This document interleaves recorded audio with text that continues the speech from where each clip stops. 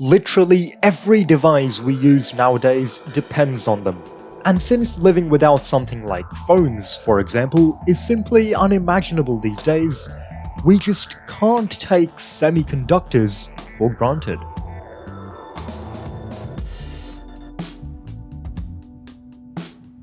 And neither can we take these blue guys for granted.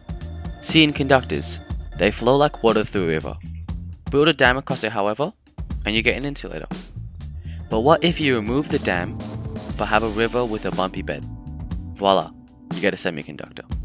A full-time insulator, but paid a few extra holes or electrons and it starts conducting.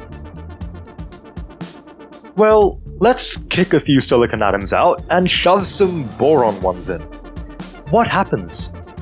Well, with boron atoms having one less of these blue guys whizzing in their outer shells than silicon, there's a vacancy left, or a hole for a fourth one.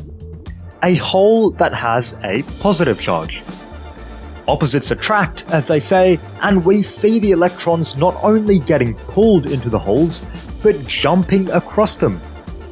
Through p-doping, we have just got an electric current flowing. Or alternatively, we could introduce an antinomy atom to the gang, who would bring in one extra instead of a vacancy. This could kickstart the current easily upon being freed. Liberty is alright, and in n-doping, electrons are no exception.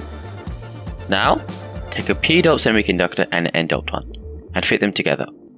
This simple amalgamation can help protect sensitive electrical components from dangerous current surges. With the function of controlling the current's direction, we now have a diode.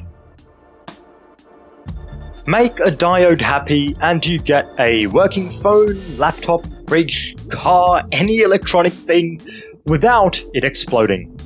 The reason? Forward bias. In any circuit, if you chuck a diode in, such that either ends of it are facing the terminals of the same charge, something incredible happens. The holes and electrons fleet over to the terminals opposite them due to the contrasting charges. Lo and behold, we have a safe current flowing. To stop the current, we can simply flip or reverse bias the diode. The same kind of fleeting over would happen, with the ends of the diodes facing away from the terminals of the same charge. A gap or breakage would form at the p-n junction.